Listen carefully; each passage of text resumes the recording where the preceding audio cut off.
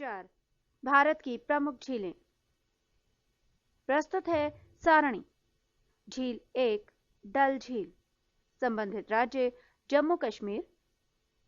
2 वुलर झील, संबंधित राज्य जम्मू कश्मीर। 3 बैरीनाग झील, संबंधित राज्य जम्मू कश्मीर। 4 मानसबल झील, संबंधित राज्य जम्मू कश्मीर। 5 राजसमंद झील, संबंधित राज्य राजस्थान। 6 पिछौला झील, संबंधित राज्य राजस्थान। 7 सांभर झील, संबंधित राज्य राजस्थान। 8 सात ताल झील, संबंधित राज्य उत्तराखंड। 9 नैनीताल झील, संबंधित राज्य उत्तराखंड। 10 राकसताल झील, संबंधित राज्य उत्तराखंड। 11 मालाताल झील, संबंधित राज्य उत्तराखंड। 12 हुसैन सागर झील, संबंधित राज्य आंध्र प्रदेश। 13 पुलिकट झील, संबंधित राज्य तमिलनाडु। 14 लोकटक झील, संबंधित राज्य मणिपुर। 15 नागिन झील, संबंधित राज्य जम्मू कश्मीर। 16 शेषनाग झील, संबंधित राज्य जम्मू कश्मीर। 17 अनंतनाग झील, संबंधित राज्य जम्मू कश्मीर। 18 लुनकरनसर झील, संबंधित राज्य राजस्थान। 19 जयसमंद झील, संबंधित राज्य राजस्थान। 20 फतेह सागर झील, संबंधित राज्य राजस्थान। 21 डींडवाना झील, संबंधित राज्य राजस्थान। 22 देवताल झील, संबंधित राज्य उत्तराखंड। 23 नौकुचिया ताल झील, संबंधित राज्य उत्तराखंड। 24 खुरपाताल झील, संबंधित राज्य उत्तराखंड। 25 कोलेरू झील, संबंधित राज्य आंध्र प्रदेश। 26 चिल्का झील, संबंधित राज्य उड़ीसा। 27 लोनार झील, संबंधित राज्य महाराष्ट्र। और 28 वेम्बनाड झील, संबंधित राज्य केरल। सारणी का विवरण समाप्त। भारत की सबसे बड़ी झील चिल्का झील उड़ीसा में है, जो खारे पानी की एक लैगून झील है। यहाँ नौसैनिक का प्रशिक्षण केंद्र भी है। भारत में सबसे बड़ी मीठे पानी की झील वुलर झील जम्मू कश्मीर में है। भारत की सबसे बड़ी कृत्रिम झील गोविंद सागर झील है। ये पंजाब के रोपड़ जिले में सतलुज नदी पर स्थित भाखड़ा नांगल परियोजना के तहत बने बांध से निर्मित हुई है। बॉल्सन, पहाड़ियों से घिरे अभिकेंद्रीय अपवाह वाले विस्तृत समतल गर्त को बॉल्सन कहते हैं। प्लाया, चौरस सतह तथा अनप्रवाहित द्रोणी वाली छोटी झीलों को प्लाया कहते हैं। इसमें वर्षा का पानी जमा होता है, परंतु जल्द ही भाप बनकर उड़ जाता है।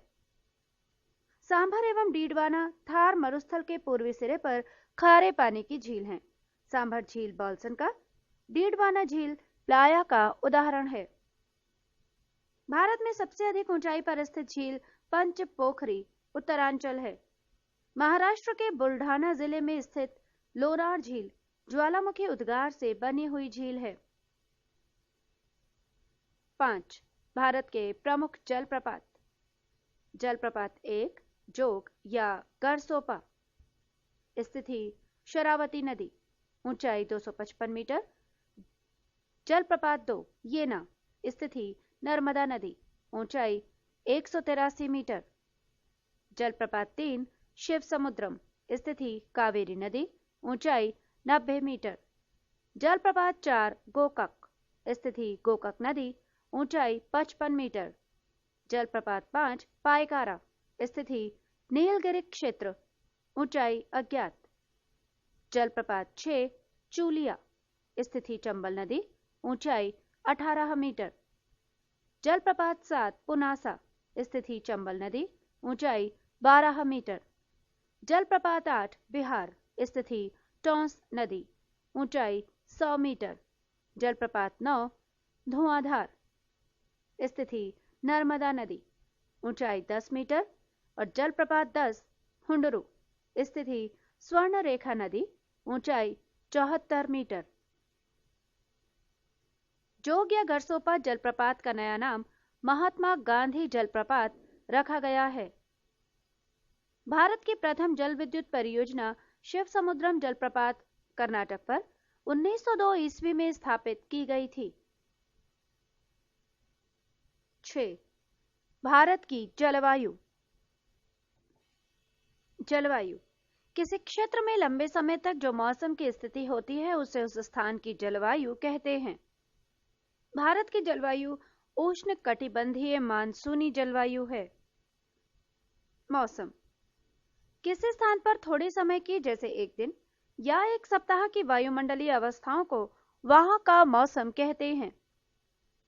भारत में मौसम संबंधी सेवा सन 1875 ईस्वी में आरंभ की गई थी।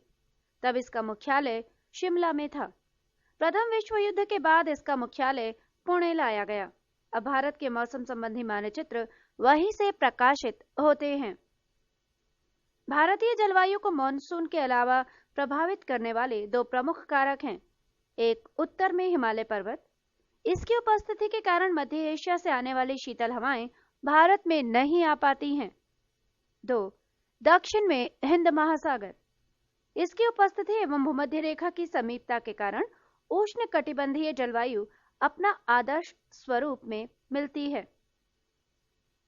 मानसूनी पवनों द्वारा समय समय पर अपनी दिशा पूर्णतया बदल लेने के कारण भारत में ये 4 ऋतु चक्रवत पाई जाती हैं। 1, शीत ऋतु 15 दिसंबर से 15 मार्च तक। 2, ग्रीष्म ऋतु 16 मार्च से 15 जून तक। 3, वर्षा ऋतु 16 जून से 15 सितंबर तक। और 4, शरद ऋतु 16 सितंबर से 14 दिसंबर तक। ये तिथियां एक सामान्य सीमा रेखा को तय करती हैं।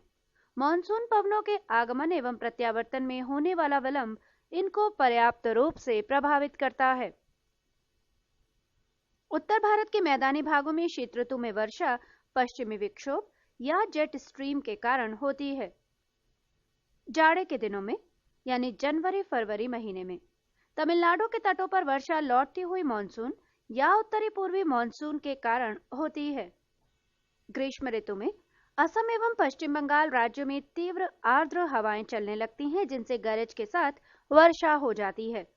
इन हवाओं को पूर्वी भारत में नार्वेस्टर एवं बंगाल में काल वैशाखी के नाम से जाना जाता है। कर्नाटक में इसे चेरी ब्लॉसम कहा जाता है, जो कॉफी कृषि के लिए लाभदायक होता है। आम की फसल के लिए लाभदायक होने के कारण इसे दक्षिण भारत में आम्र वर्षा मैंगो शावर कहते हैं। उत्तर पश्चिम भारत के शुष्क भागों में ग्रीष्म ऋतु में चलने वाली गर्म एवं शुष्क हवाओं को लू कहा जाता है। वर्षा ऋतु में उत्तर पश्चिमी भारत तथा पाकिस्तान में उष्ण दाब का क्षेत्र बन जाता है, जिसे मॉनसून गर्त कहते हैं। इसी समय उत्तरी अंतः उष्ण अभिसरण NITC उत्तर की ओर खिसकने लगती है, जिसके कारण विषुवत रेखीय पछुआ पवन एवं दक्षिणी गोलार्ध की दक्षिण पूर्वी वाणिज्यिक पवन विषुवत रेखा को पार कर फेरल के नियम का अनुसरण करते हुए भारत में प्रवाहित होने लगती है, जिसे दक्षिण पश्चिम मानसून के नाम से जाना जाता है। भारत की अधिकांश वर्षा लगभग 80% इसी मानसून से होती है। भारत की प्रायद्वीपीय आकृति के कारण दक्षिण पश्चिम के मानसून 2 शाखाओं में विभाजित हो जाते हैं, एक अरब सागर की शाखा तथा 2 बंगाल की खाड़ी की शाखा। अरब सागर शाखा का मानसून सबसे पहले भारत के केरल राज्य में जून के प्रथम सप्ताह में आता है। यहाँ ये पश्चिमी घाट पर्वत से टकराकर केरल के तटों पर वर्षा करती है। इसे मानसून प्रस्फोट मानसून बर्स्ट कहा जाता है। गारो, खासी एवं जयंतिया पहाड़ियों पर बंगाल की खाड़ी से आने वाली हवाएं दक्षिण पश्चिम मानसून की शाखा अधिक वर्षा लाती है, जिसके कारण यहाँ स्थित मावसिनराम मेघालय विश्व में सर्वाधिक वर्षा प्राप्त करने वाला स्थान है, लगभग 1141 सेंटीमीटर। मानसून की अरब सागर शाखा तुलनात्मक रूप से अधिक शक्तिशाली होती है। दक्षिण पश्चिम मानसून द्वारा लाई कुल आर्द्रता का 65% भाग अरब सागर से एवं 35% भाग बंगाल की खाड़ी से आता है। मौसम के अनुसार वर्षा का वितरण। वर्षा का मौसम 1 दक्षिणी पश्चिमी मानसून, समयावधि जून से सितंबर तक। वार्षिक वर्षा का 73.7%। वर्षा का मौसम में 2 परवर्ती मानसून काल। समयावधि अक्टूबर से दिसंबर तक। वार्षिक वर्षा का प्रतिशत 13.3। वर्षा का मौसम में 3 पूर्व मानसून काल। समयावधि मार्च से मई तक। वार्षिक वर्षा का प्रतिशत 10.0%। वर्षा के मौसम में 4 शीत ऋतु या उत्तर पश्चिमी मानसून। समयावधि जनवरी फरवरी। वार्षिक वर्षा का प्रतिशत 2.6। अरब सागरीय मानसून की एक शाखा सिंध नदी के डेल्टा क्षेत्र से आगे बढ़कर राजस्थान के मरुस्थल से होती हुई सीधे हिमालय पर्वत से जा टकराती है एवं वहां धर्मशाला के निकट अधिक वर्षा कराती है। राजस्थान में इसके मार्ग में अवरोध न होने के कारण वर्षा का अभाव पाया जाता है, क्योंकि अरावली पर्वतमाला इनके समानांतर पड़ती है। तमिलनाडु पश्चिमी घाट के पर्वत वृष्टि छाया क्षेत्र में पड़ता है, अतः यहाँ दक्षिण पश्चिम मानसून द्वारा काफी कम वर्षा होती है। शरद ऋतु को मानसून प्रत्यावर्तन का काल, रिट्रीटिंग मानसून सीजन कहा जाता है। इस ऋतु में बंगाल की खाड़ी एवं अरब सागर में उष्ण कटिबंधीय चक्रवातों की उत्पत्ति होती है।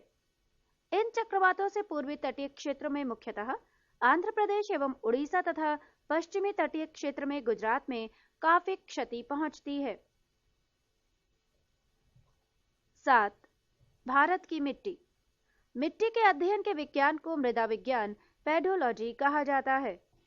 भारतीय कृषि अनुसंधान परिषद ने भारत की मिट्टियों को 8 वर्गों में विभाजित किया है, जो इस प्रकार हैं। 1. जलोढ़ मिट्टी, एल्यूवियल सॉइल।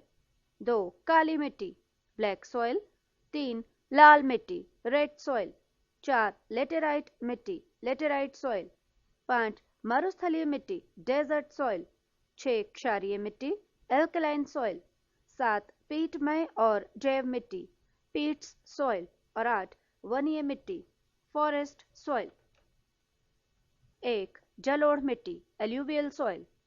ये मिट्टी भारत के लगभग 22% क्षेत्रफल पर पाई जाती है। ये नदियों द्वारा लाई गई मिट्टी है। इस मिट्टी में पोटाश की बहुलता होती है, लेकिन नाइट्रोजन, फास्फोरस एवं ह्यूमस की कमी होती है। ये 2 प्रकार की होती है, 1 बांगर और 2 खादर। पुराने जलोढ़ मिट्टी को बांगर तथा नई जलोढ़ मिट्टी को खादर कहा जाता है। जलोढ़ मिट्टी उर्वरता के दृष्टिकोण से काफी अच्छी मानी जाती है। इसमें धान, गेहूं, मक्का, तिलहन, दलहन, आलू आदि फसलें उगाई जाती हैं। 2. काली मिट्टी, ब्लैक सॉइल। इसका निर्माण बेसॉल्ट चट्टानों को टूटने फूटने से होता है। इसमें आयरन, चूना, एल्यूमिनियम एवं मैग्नीशियम की बहुलता होती है। इस मिट्टी का काला रंग टिटेनिफेरस मैग्नेटाइट एवं जीवांश ह्यूमस की उपस्थिति के कारण होता है। इस मिट्टी को रेगुर मिट्टी के नाम से भी जाना जाता है। कपास की खेती के लिए यह सर्वाधिक उपयुक्त होती है, अतः इसे काली कपास की मिट्टी, ब्लैक कॉटन सॉइल भी कहा जाता है। अन्य फसलों में गेहूं, ज्वार, बाजरा आदि को उगाया जाता है।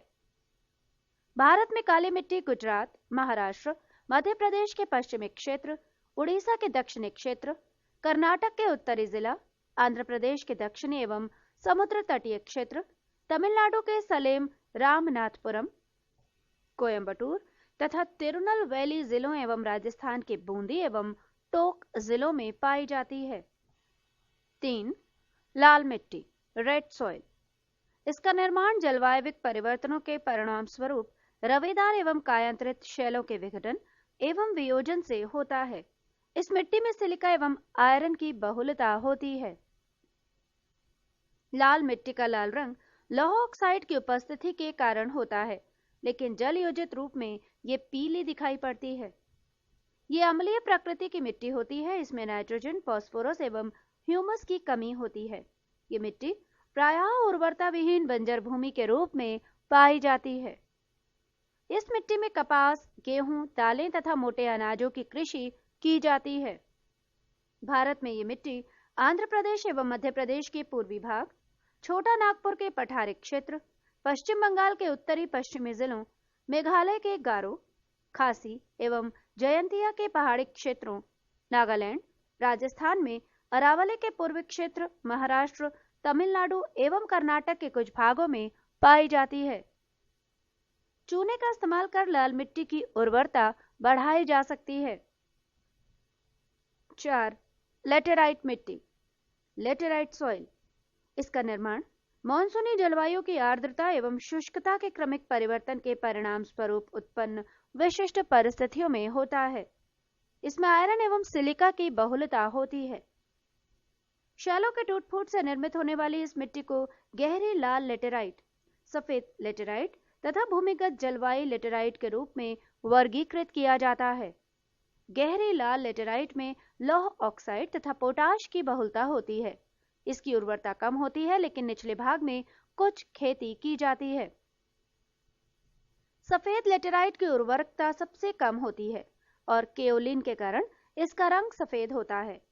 भूमिगत जलवायु लेटेराइट काफी उपजाऊ होती है, क्योंकि वर्षा काल में लौह ऑक्साइड जल के साथ घुलकर नीचे चले जाते हैं।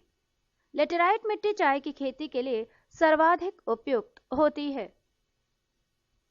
8. भारत की कृषि।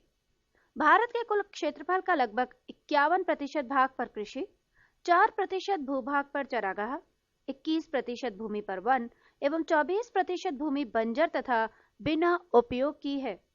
देश की लगभग 58% जनसंख्या कृषि कार्यों में संलग्न है तथा देश की कुल राष्ट्रीय आय का 22.2% 2003-04 में भाग कृषि से प्राप्त होता है। भारत के निर्यात में कृषि और उससे संबंधित वस्तुओं का कुल भाग लगभग 38% है। 13.4% कृषि पदार्थ एवं 25% कृषि से निर्मित वस्तुएं यथा पटसन एवं कपड़ा। विश्व में चावल उत्पादन में चीन के बाद भारत का दूसरा स्थान है। भारत में खाद्यान्नों के अंतर्गत आने वाले कुल क्षेत्र के 47% भाग पर चावल की खेती की जाती है। विश्व में गेहूं उत्पादन में चीन के बाद भारत का दूसरा स्थान है। देश की कुल कृषि योग्य भूमि के लगभग 15% भाग पर गेहूं की खेती की जाती है। देश में गेहूं के उत्पादन में उत्तर प्रदेश का प्रथम स्थान है, जबकि प्रति हेक्टेयर उत्पादन में पंजाब का स्थान प्रथम है। हरित क्रांति का सबसे अधिक प्रभाव गेहूं और चावल की कृषि पर पड़ा है, परंतु चावल की तुलना में गेहूं के उत्पादन में अधिक वृद्धि हुई। भारत में हरित क्रांति, ग्रीन रेवोल्यूशन लाने का श्रेय डॉक्टर M.S. स्वामीनाथन को जाता है। भारत में हरित क्रांति की शुरुआत 1967-68 ईस्वी में हुई। प्रथम हरित क्रांति के बाद 1983-84 ईस्वी में द्वितीय हरित क्रांति की शुरुआत हुई, जिसमें अधिक अनाज उत्पादन, निवेश एवं कृषकों को दी जाने वाली सेवाओं का विस्तार हुआ। तिलहन प्रौद्योगिकी मिशन की स्थापना 1986 ईस्वी में हुई। भारत विश्व में उर्वरकों का तीसरा सबसे बड़ा उत्पादक और उपभोक्ता देश है। पोटेशियम उर्वरक का पूरी तरह आयात किया जाता है। आम, केला, चीकू, खट्टे नींबू, काजू, नारियल, काली मिर्च, अदरक, हल्दी के उत्पादन में भारत का स्थान विश्व में पहला है। फलों एवं सब्जियों के उत्पादन में भारत का स्थान दूसरा है। फसल 1, चावल। प्रमुख उत्पादक राज्य पश्चिम बंगाल, उत्तर प्रदेश, आंध्र प्रदेश, बिहार एवं पंजाब। फसल 2, गेहूं। प्रमुख उत्पादक राज्य उत्तर प्रदेश, पंजाब, हरियाणा, बिहार, मध्य प्रदेश एवं राजस्थान। फसल 3, ज्वार। प्रमुख उत्पादक राज्य महाराष्ट्र, कर्नाटक, मध्य प्रदेश एवं आंध्र प्रदेश। फसल 4, बाजरा। प्रमुख उत्पादक राज्य गुजरात, राजस्थान एवं उत्तर प्रदेश। फसल 5, दलहन। प्रमुख उत्पादक राज्य मध्य प्रदेश, उत्तर प्रदेश, पंजाब, हरियाणा, राजस्थान, बिहार, पश्चिम बंगाल, गुजरात एवं आंध्र प्रदेश। फसल 6, तिलहन। उत्पादक राज्य गुजरात, मध्य प्रदेश, बिहार, उत्तर प्रदेश, राजस्थान, पश्चिम बंगाल एवं उड़ीसा। फसल 7, जौ। प्रमुख उत्पादक राज्य उत्तर प्रदेश, राजस्थान, बिहार एवं पंजाब। फसल 8, गन्ना। प्रमुख उत्पादक राज्य उत्तर प्रदेश, महाराष्ट्र, तमिलनाडु, कर्नाटक, हरियाणा एवं पंजाब। फसल 9 मूंगफली। उत्पादक राज्य गुजरात, आंध्र प्रदेश, तमिलनाडु, कर्नाटक, महाराष्ट्र एवं मध्य प्रदेश। फसल 10 चाय। प्रमुख उत्पादक राज्य असम, पश्चिम बंगाल, तमिलनाडु, केरल, त्रिपुरा, कर्नाटक एवं हिमाचल प्रदेश। फसल 11 कहवा। प्रमुख उत्पादक राज्य कर्नाटक, तमिलनाडु, केरल, आंध्र प्रदेश एवं महाराष्ट्र। फसल 12 कपास। प्रमुख उत्पादक राज्य महाराष्ट्र, गुजरात, मध्य प्रदेश, पंजाब, कर्नाटक, हरियाणा, राजस्थान, तमिलनाडु एवं आंध्र प्रदेश। फसल 13 रबड़। प्रमुख उत्पादक राज्य केरल, तमिलनाडु, कर्नाटक, असम, अंडमान निकोबार द्वीप समूह। फसल 14 पटसन। प्रमुख उत्पादक राज्य पश्चिम बंगाल, बिहार, असम, उड़ीसा एवं उत्तर प्रदेश। फसल 15 तंबाकू। प्रमुख उत्पादक राज्य आंध्र प्रदेश, गुजरात, बिहार, उत्तर प्रदेश, महाराष्ट्र, पश्चिम बंगाल एवं तमिलनाडु। फसल 16 काली मिर्च।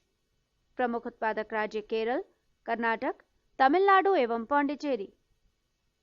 फसल 17 हल्दी। प्रमुख उत्पादक राज्य आंध्र प्रदेश, उड़ीसा, तमिलनाडु, महाराष्ट्र एवं बिहार। और फसल 18 काजू। प्रमुख उत्पादक राज्य केरल, महाराष्ट्र एवं आंध्र प्रदेश। ऋतुओं के आधार पर फसलों का वर्गीकरण।